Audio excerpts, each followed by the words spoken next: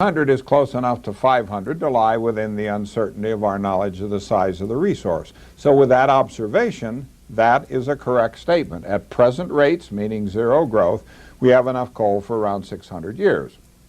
The whole point of the story that this led into was that we have to have rapid growth in coal consumption in the United States.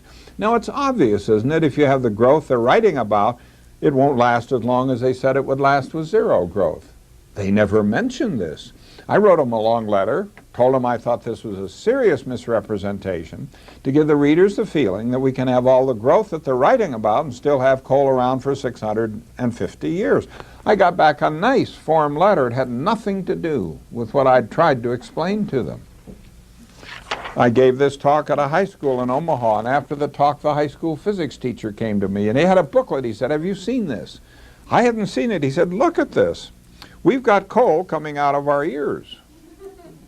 As reported by Forbes magazine, now that's a prominent business magazine, the United States has 437 billion tons of known coal reserves. That is a good figure.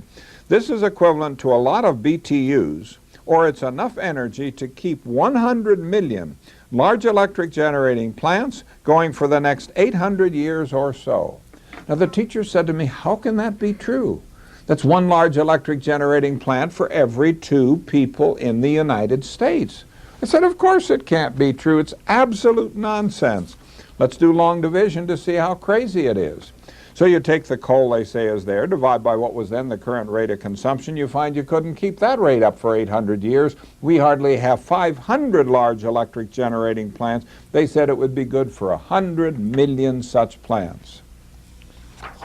Time magazine tells us that beneath the pits heads of Appalachia and the Ohio Valley, and under the sprawling strip mines of the West, lie coal seams rich enough to meet the country's power needs for centuries, no matter how much energy consumption may grow.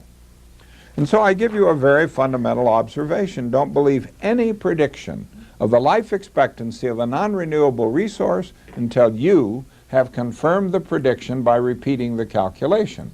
As a corollary, we have to note that the more optimistic the prediction, the greater is the probability that it's based on faulty arithmetic or on no arithmetic at all. Again from Time magazine, energy industries agree that to achieve some form of energy self-sufficiency, the U.S. must mine all the coal that it can.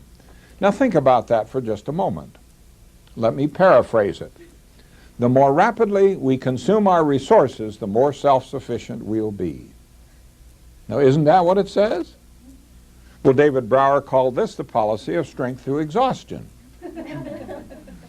Now, here's an example of strength through exhaustion. Here is William Simon, energy advisor to the President of the United States. Simon says we should be trying to get as many holes drilled as possible to get the proven oil reserves. The more rapidly we can get the last of that oil up out of the ground and finish using it, the better off we'll be. Well, let's look at Dr. Hubbard's graph for oil production in the lower 48 states. There was a long period of approximately steady growth indicated by this straight line on the semi-logarithmic plot. But for quite a while now, production has fallen below the growth curve while our demand continued on up this growth curve until the 1970s. Now, it's obvious the difference between those two curves has to be made up with imports. And it was in early 1995 that the news told us that the year 1994 was the first year in our nation's history in which we had to import more oil than we were able to get out of our own ground. Well, maybe you're wondering, does it make any sense to imagine that we could have steady growth in the rate of consumption of a resource till the last bit of it was used and then the rate of consumption would plunge abruptly to zero? I say no, that does not make sense. You say, all right, why bother us then with the calculation of this expiration time?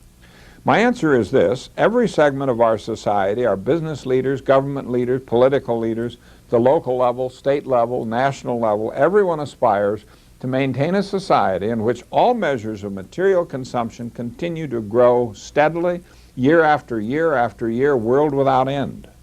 Now, since that's so central to everything we do, we ought to know where it would lead. On the other hand, we should recognize there is a better model. We turn again to the work of the late Dr. Hubbard.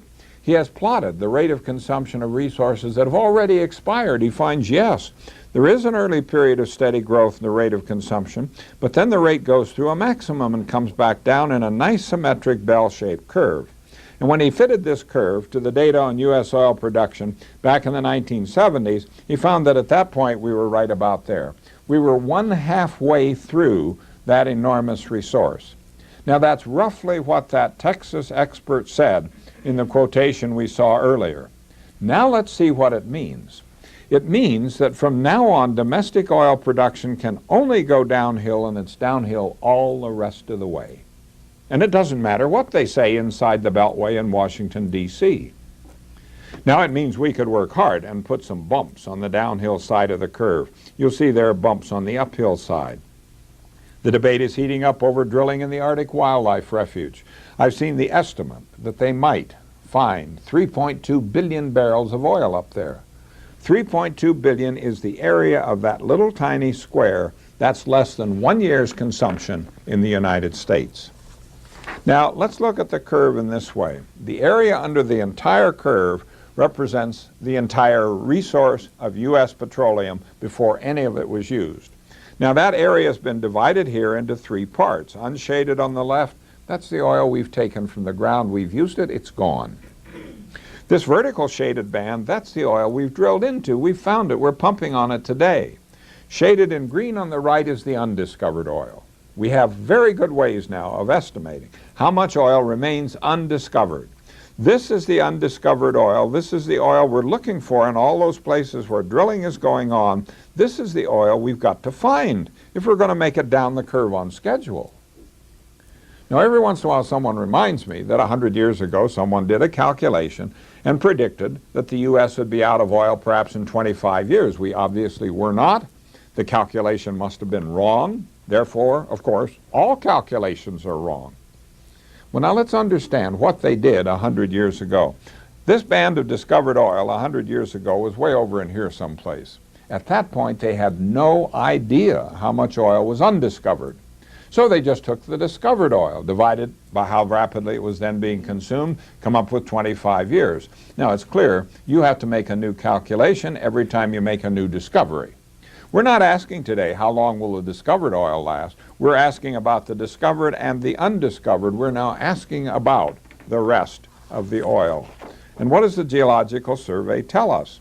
Back in 1984, they said that the estimated supply in the U.S. from undiscovered resources and demonstrated reserves is 36 years at present rates of production, or 19 years in the absence of imports. 5 years later, in 1989, that 36 years is down to 32 years.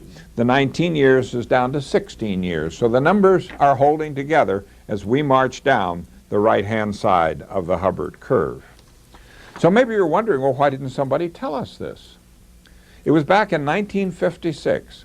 Dr. Hubbert addressed a convention of petroleum geologists and engineers. He told them that his calculations led him to conclude that the peaks of U.S. oil and gas production that you just saw can be expected to occur between 1966 and 1971. No one took him seriously. So let's see what's happened. The data here are from the Department of Energy. So this is U.S. oil production. We see a long period of approximately steady growth. Here's the year 1956 when Dr. Hubbert did his analysis, and he said at that time that the peak would occur between 1966 and 1971. Well, the peak occurred in 1970. It was followed by a very rapid decline.